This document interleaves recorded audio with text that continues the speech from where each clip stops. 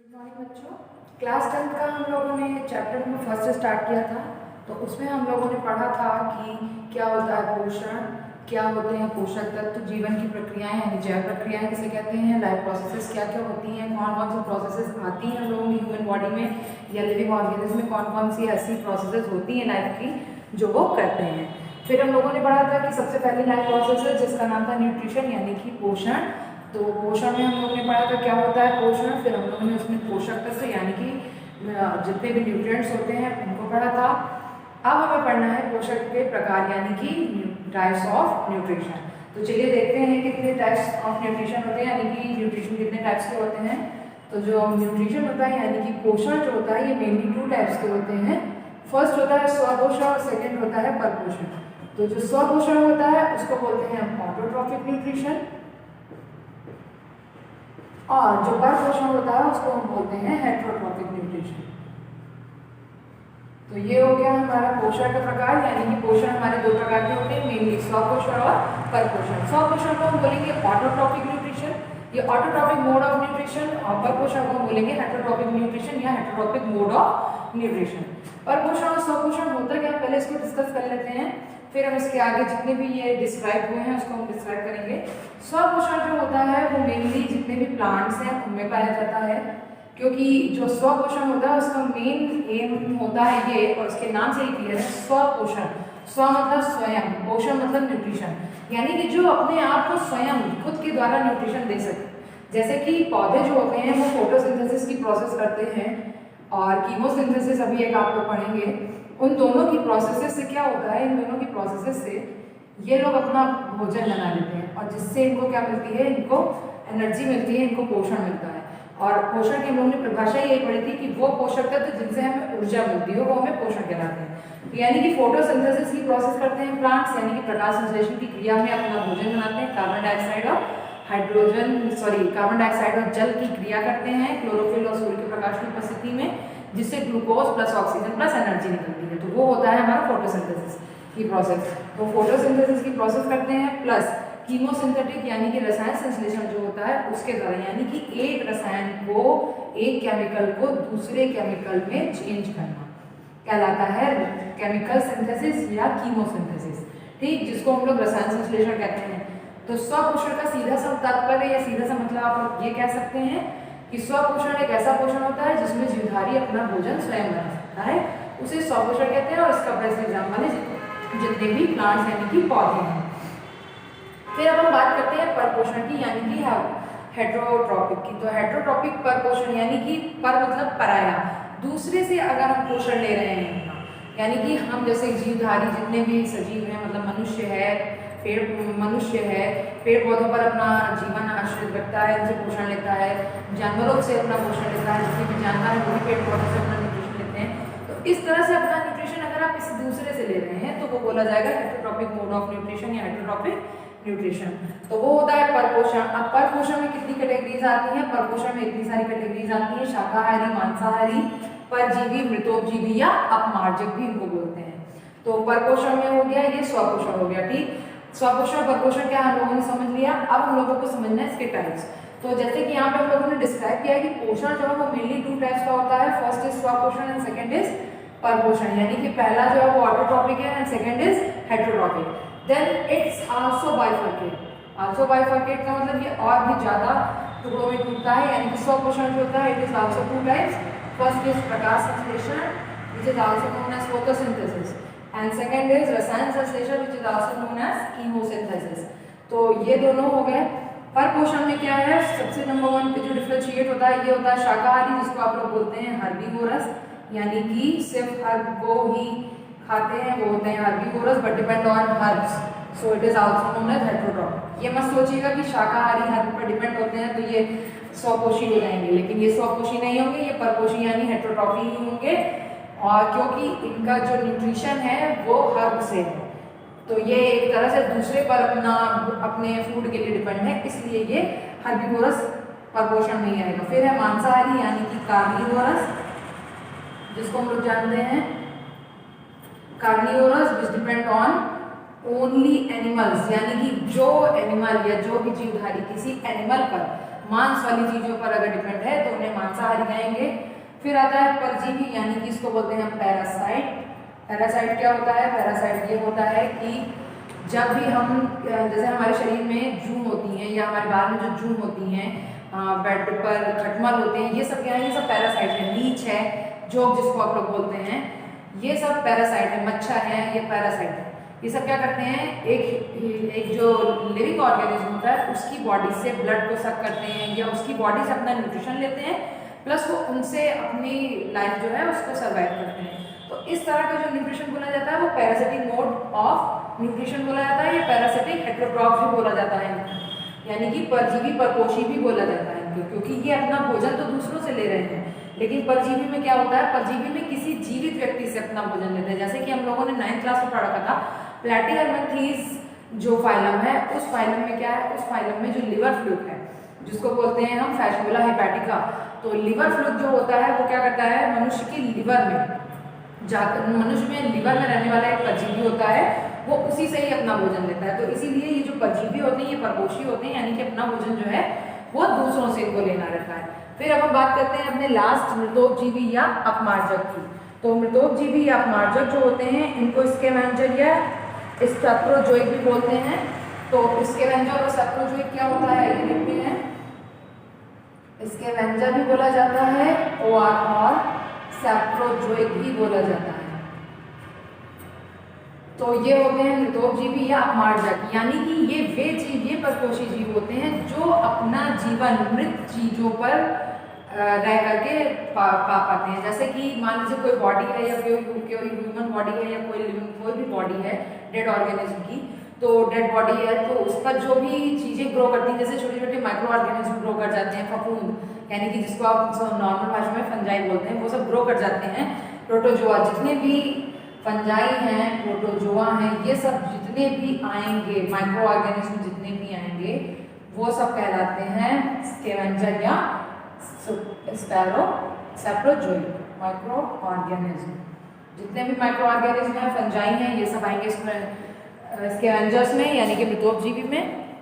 तो हम लोगों ने देखा कि पोषण कितने प्रकार के होते हैं। तो पोषण नॉर्मली जो है वो 2 टाइप्स के होते हैं, स्वपोषी और स्वपोषण एंड परपोषण। हाँ, बच्चे अक्सर कंफ्यूज रहते हैं कि स्वपोषी और परपोषी क्या है। तो जब आपको न्यूट्रिशन पूछा जाएगा, यानी कि जब आपको पूछा जाएगा पोषण कितने प्रकार का होता है, तो आप लिखेंगे या तो आप बताएंगे स्वपोषण या परपोषण। बट आप जब आपसे पूछेगा कि उस जीवधारी को क्या कहेंगे जो स्वयं से भोजन लेता है या दूसरों से भोजन लेता है, तब आप उस जीवधारी को बोलेंगे स्वपोषी और परपोषी। यानी कि स्वपोषी जो है और परपोषी जो है वो नॉर्मली उस कैटेगरी के ऑर्गेनिज्म की बात की जा रही है। अगर ऑर्गेनिज्म की बात होगी तो स्वपोषण जो जीवधारी स्वपोषण करते हैं, यानी कि अपने आप से अपना पोषण करते हैं, वो जीवधारी स्वपोषी कहलाएंगे। जो जीवधारी परपोषक यानी कि दूसरों से अपना पोषण लेते हैं वो परपोषी यानी कि हेटेरोट्रॉफी कहलाएंगे। ऑटोट्रॉफी तब हो जाएगा यहाँ पर ऑटोट्रॉफी, और यहाँ पर हो जाएगा हेटेरोट्रॉफी। तो ये हो गया हमारा पोषण के प्रकार। अब हम आगे देखते हैं कि कुपोषण क्या होता है, संतुलित आहार क्या होता है, और कुपोषण से कौन कौन से रोग हो जाते हैं। यानी कि कुपोषण जो है बीमारी है या क्या है कुपोषण, उसको पहले समझेंगे, फिर उसके कारण क्या क्या रोग होते हैं वो समझेंगे। ठीक है, तो चलिए देखते हैं क्या होता है कुपोषण और क्या होता है संतुलित आहार। तो चलिए देखते हैं क्या होता है संतुलित आहार, यानी कि बैलेंस डाइट। तो बैलेंस डाइट जो है उसको हम लोग संतुलित आहार कहते हैं, और संतुलित आहार को इंग्लिश में हम लोग बैलेंस डाइट कहते हैं। ठीक, तो बैलेंस डाइट क्या होता है? बैलेंस डाइट हम लोग जानते भी हैं कि कोई भी जो भी लोग पोषक तत्व लेते हैं खाने में, अगर उस पोषक तत्व में किसी भी एक पोषक तत्व की कमी रह जाती है तो उसकी कमी से कोई रोग हो जाता है। लेकिन हमारे भोजन में सभी पोषक तत्वों का होना, यानी जो भी हम खाना खा रहे हैं, प्रोटीन भी हो, विटामिन भी हो, खनिज लवण भी हो, जल भी हो और कार्बोहाइड्रेट भी हो, वसा भी हो, इन सब चीज़ों का एक समुचित रूप से यानी समुचित अनुपात जो होगा वो कहलाएगा हमारा संतुलित आहार, जिसकी डेफिनेशन ये लिखी हुई है, खाद्य पदार्थों के मिश्रण से बना वह आहार। यानी कि जो भी हम खाद्य पदार्थ खा रहे हैं उसका मिश्रण बन रहा है, यानी कि जितने पोषक तत्व हैं सब जब मिक्स हो जा रहे हैं तो उसके बाद जो हमारा फूड बन रहा है वो हमारे शरीर को क्या करता है, पौष्टिक तत्व प्रदान करता है। और इसे और उस आहार को हम क्या बोलते हैं, ये जो आहार है हमारा, वही आहार क्या कहलाता है, संतुलित आहार यानी कि बैलेंस डाइट कहलाता है। फिर अब बात आती है कुपोषण की। इसका और इसका बहुत गहरा संबंध है, यानी कि अब जब हमारे पास सारे खाद्य मिश्रण होंगे, यानी कि खाद्य मिश्रण यानी कि खाद्य पदार्थ में जितना भी पोषक तत्व है, अगर वो सब समुचित रूप से या समुचित अनुपात में होगा तब तो वो संतुलित आहार कहलाएगा। अगर उसमें से कोई भी एक आहार या कोई भी एक पोषक तत्व जो है हमारा, वो अगर शरीर में नहीं हो पाता है या उसकी लगातार ना मिलने से उसकी कमी होने लगती है, तब हम उस पोषण को क्या बोलेंगे, कुपोषण बोलेंगे। पोषण जो होता है उसमें जितना भी हमें पोषक तत्व मिल रहा है, उससे जो हमें ऊर्जा मिलती है उसे पोषण कहते हैं। लेकिन पोषक तत्वों की अनुपस्थिति या उसकी कमी से होने वाला कोई भी रोग, वो कहलाता है हमें कुपोषण कहलाता है। अब कुपोषण को इंग्लिश में बोलते हैं मैल न्यूट्रिशन। कुपोषण होता क्या है, कुपोषण जो होता है इससे शारीरिक में अस्वस्थता होने लगती है, मानसिक रुकावट आ जाती है या मानसिक वृद्धि नहीं हो पाती है, आयु में वृद्धि कम हो पाती है, व्यक्ति हर समय आप समझ सकते हैं रोगी की तरह बिहेव करने लगता है। तो ये सब होते हैं कुपोषण के शिकार। फिर हम देखते हैं कि कुपोषण के कारण कौन कौन सा रोग हो जाता है। तो कुपोषण में आपके जो आप लोग जानते हैं कि विटामिन की कमी से कौन कौन से रोग जाते हैं, जो हमने विटामिन पढ़ाते हुए थोड़ा सा डिस्कस भी किया था। तो विटामिन की कमी से विटामिन कई सारे तरह के होते हैं, A B C D E और के, जिसमें ए डी ई के जो है वो वसा में घुलनशील विटामिन है, और बाकी का जो बच गया बी एंड सी, ये दोनों जो विटामिन है, ये दोनों विटामिन हमारे जल में घुलनशील विटामिन है। तो विटामिन ए की कमी से रतौंधी हो जाता है, विटामिन बी की कमी से बेरी बेरी, विटामिन सी की कमी से स्कर्वी नामक रोग हो जाता है, विटामिन डी की कमी से रिकेट्स होता है, विटामिन ई की कमी से मैंने बताया था आंखों का जो धुंधलापन है वो भी हो जाता है, प्लस जो हमारे सेल्स में थ्रोम्बोसाइट यानी कि जो खून का थक्का जमता है वो भी नहीं जम पाता, उसकी भी सेल्स कम होने लगती है। विटामिन के की कमी से जो होता है वो जनन क्षमता में भी, जो मनुष्यों में जनन क्षमता होती है यानी कि स्त्री हो या पुरुष हो, उसमें जनन क्षमता में भी विकास नहीं हो पाता, यानी जनन क्षमता भी कम होने लगती है। प्लस के जो है वो भी थ्रोम्बोसाइट को ही इनहेंस करता है, यानी कि थ्रोम्बोसाइट का मतलब ये कि जो हमारा हृदय का थक्का जमना है वो भी नहीं जम पाता है। तो ये हो गया विटामिन की कमी से होने वाला रोग। फिर आता है प्रोटीन की कमी से होने वाला रोग। इसके बारे में भी आप लोगों को डिस्कस करके मैंने बताया था। प्रोटीन की कमी से होने वाले दो रोग हैं जिसको हम लोगों ने उस दिन डिस्कस किया था, एक था क्वासरकोर और एक था मेरस्मस।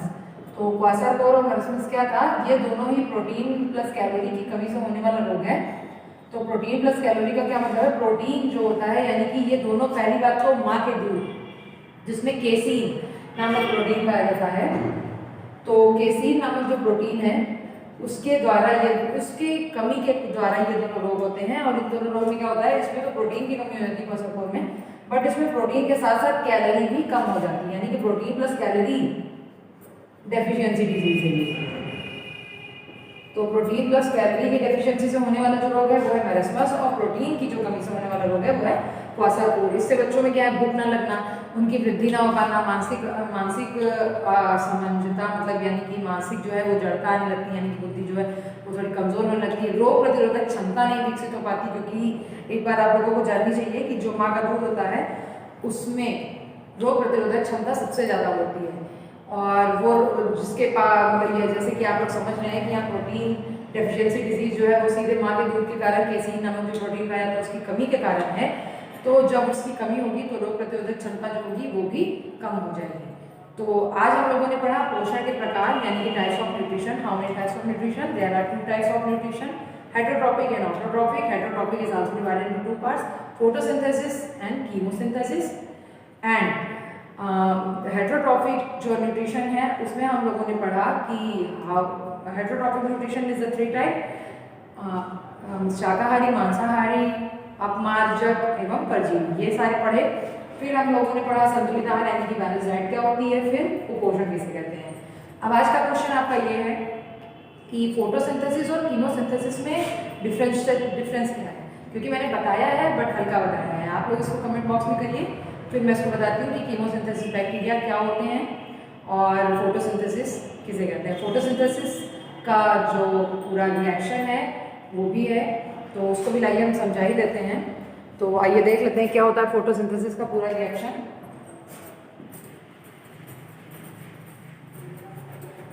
फोटोसिंथेसिस एक ऐसी प्रोसेस है जो कि अभी आपके टॉपिक में रह गया है। तो फोटोसिंथेसिस एक ऐसी प्रोसेस है जो सूर्य के प्रकाश में होने वाला सूर्य के प्रकाश में होने वाली क्रिया है, और ये सिर्फ और सिर्फ क्या करते हैं, ये सिर्फ पौधे करते हैं। तो चलिए देखते हैं क्या होती है फोटोसिंथेसिस की प्रोसेस। तो फोटोसिंथेसिस की प्रोसेस जो है, जैसे कि हम लोगों ने अभी थोड़ी देर पहले ही पढ़ा था कि जो पोषण था यानी कि जो टाइप्स ऑफ न्यूट्रिशन था, तो न्यूट्रिशन जो था वो 2 टाइप्स का था, एक था हेटेरोट्रॉफिक और एक था ऑटोट्रॉफिक, यानी कि स्वपोषण और परपोषण। तो ऑटोट्रॉफिक जो न्यूट्रिशन था, ये ऑटोट्रॉफिक जो न्यूट्रिशन था, इसमें क्या था, इसमें 2 टाइप्स थे, एक था फोटोसिंथेसिस और दूसरा था कीमोसिंथेसिस, यानी कि एक था प्रकाश संश्लेषण और एक है रसायन संश्लेषण। प्रकाश संश्लेषण में क्या होता है, प्रकाश संश्लेषण में हमने अभी बताया कि जो कार्बन डाइऑक्साइड यानी कि CO2 जो है, यहाँ पे इसको कहते हैं कार्बन डाइऑक्साइड, प्लस ये जो H2 है ये है वाटर यानी कि जल है। यहाँ पर क्या होता है, क्लोरोफिल यानी कि जो पत्तियों में हरा रंग पाया जाता है वो क्लोरोफिल नामक पिगमेंट के कारण पाया जाता है, तो क्लोरोफिल पाया जाता है, प्लस यहाँ पे सूर्य का प्रकाश यानी कि सनलाइट होती है। ठीक, इन दोनों के प्रेजेंस में होने वाला ये रिएक्शन है, और ये रिएक्शन जो है वो कुछ इस तरह से, इस पे एरो लगाइएगा आप लोग, बिकॉज ये रिवर्सिबल रिएक्शन है, यानी कि इसको आप जब ऐड करेंगे तो ये मिलेगा, और जब इसको आप ब्रेक डाउन करेंगे तो ये मिलेगा। और आप लोग जानते हैं कि ये जो होता है ये हमारा होता है प्रोडक्ट, सॉरी ये होता है हमारा रिएक्टेंट, और ये होता है हमारा प्रोडक्ट, यानी कि ये है हमारा उत्पाद और ये है हमारा अभिकारक, यानी कि जो अभिक्रिया में भाग ले उन्हें अभिकारक, और जो अभिक्रिया में भाग लेने के पश्चात जो हमें बाई प्रोडक्ट यानी कि जो हमें उत्पाद प्राप्त होता है उसे हम प्रोडक्ट बोलते हैं। तो ये हो गया CO2 plus H2O gives rise C6H12O6 plus O2। C6H12 जो है वो एक कार्बोहाइड्रेट है, और जिसको आप लोग जानते हैं ये क्या है, ये है ग्लूकोज, और इसका रेशियो हमने बताया था कार्बोहाइड्रेट का 1:2:1 होता है। तो ये है प्लस ऑक्सीजन है। तो ये हमारी पूरी प्रोसेस होती है फोटोसिंथेसिस की, बट ये रिएक्शन जो है वो अभी बैलेंस नहीं है। तो उसको बैलेंस करने के लिए क्या करते हैं, तो चलिए देख लेते हैं। जैसे कि आप लोग यहाँ देख रहे हैं कि कार्बन की जो नंबरिंग है वो 6 है, ठीक, तो 6 नंबरिंग है कार्बन की। एक मिनट, थोड़ा सा अच्छे से लिख देते हैं।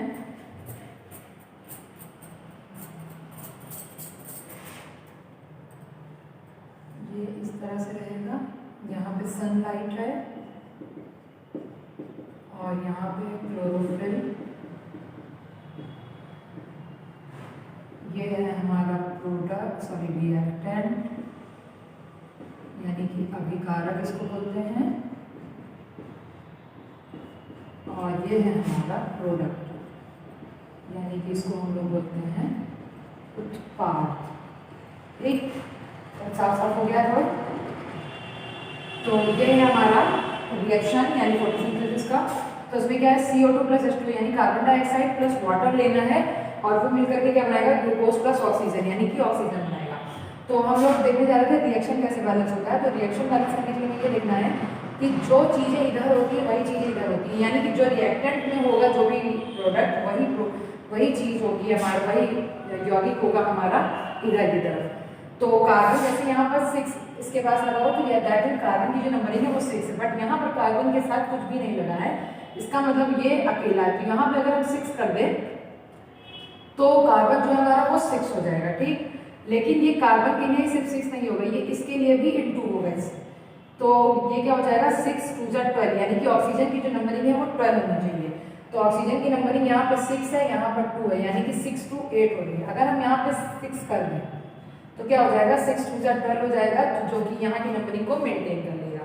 ओके, फिर अब बात आती है H2 की यानी कि हाइड्रोजन की। यहाँ पर सिर्फ 2 H2 है, यहाँ पर 12 है, तो यहाँ पर हम लगाएंगे 6 H2 यानी कि 6 2 12, हमारा ये H जो है वो कंप्लीट हो गया, 12 हो गया।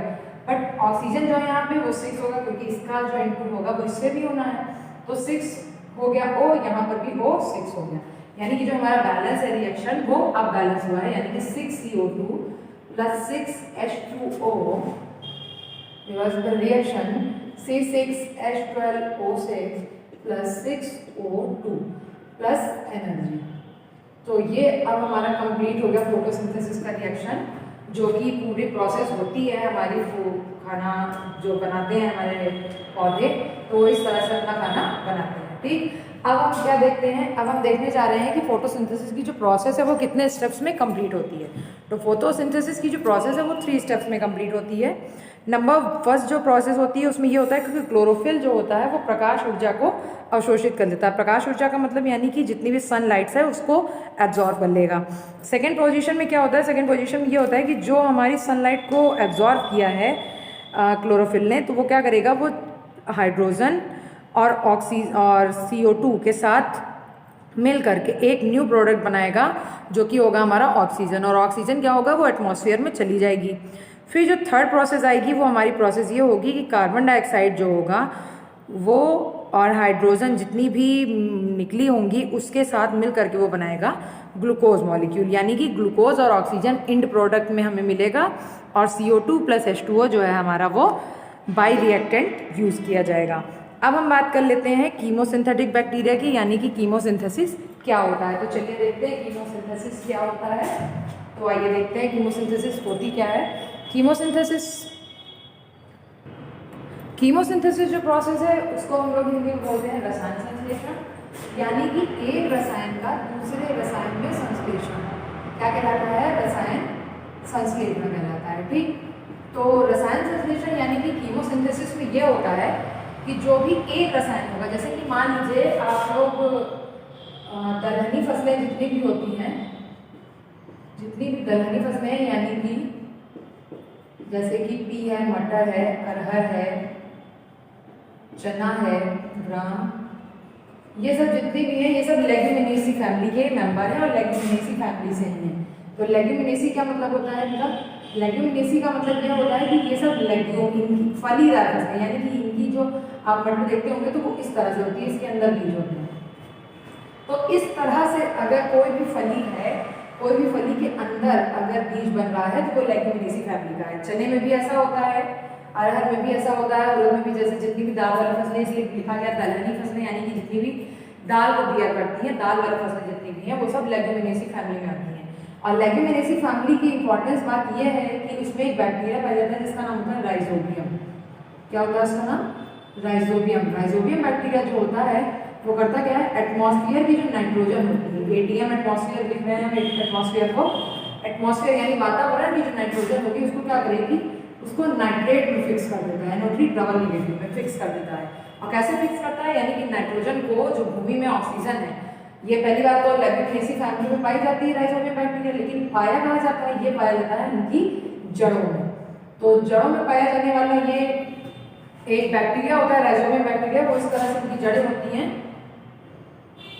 और इन्हीं गांठों में ही ये बैक्टीरिया पाया जाता है। जो ये बैक्टीरिया होता है कौन सा, जिसका नाम है राइजोबियम बैक्टीरिया। तो राइजोबियम बैक्टीरिया करता क्या है, एटमॉस्फेयर की जो नाइट्रोजन होगी उसको जड़ में कुछ भाग तो ऑक्सीजन का होगा ही, उसके साथ संयोग करा देगी और क्या बना देगी, NO3 डबल नेगेटिव बना देगी। ठीक, फिर ये NO3 NO4 भी हो सकता है, NO4 डबल नेगेटिव भी बना सकता है, NO3 नेगेटिव। और हमारे यहाँ पे रिएक्शन बैलेंस नहीं है, यानी कि N2 की यहाँ पे 2 नंबरिंग है, यहाँ पे N अकेला है, यहाँ 2 हो गए। अब हमारी जो ऑक्सीजन है वो हो जाएंगे 8, तो यहाँ पर 2 ही है तो यहाँ पे हम लगाएंगे 4।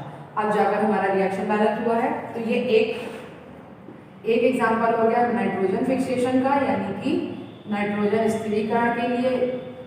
दूसरा एग्जाम्पल है हमारा सल्फर बैक्टीरिया, जो क्या करता है, सल्फर को फिक्स करता है, यानी कि H2 + O2 gives rise SO2, ये बनाता है, सल्फर को सल्फेट में चेंज करता है। इसको भी बैलेंस कर लेते हैं, यहाँ पर 2 सल्फर है, यहाँ पर 1 ही है तो यहाँ 2 हो जाएगा। अब ये हो जाएगा 4, देन यहाँ पे हो जाएगा 2। अब ये जाके हमारा रिएक्शन जो है वो बैलेंस हो गया है। तो आज हम लोगों ने क्या क्या पढ़ा, आज हम लोगों ने पोषण के प्रकार पढ़ा, पोषण कितने प्रकार के होते हैं ये देख लिया, और वो संतुलित आहार किसे कहते हैं, कुपोषण किसे कहते हैं। कल हम लोग अपना नेक्स्ट टॉपिक अगले पार्ट में स्टार्ट करेंगे, पाचन किसे कहते हैं और प्लस पाचन तंत्र होता क्या है, मनुष्य में पाचन तंत्र का कैसे वर्क होता है, तो इसको हम लोग कल डिस्कस करेंगे। Okay, thank you.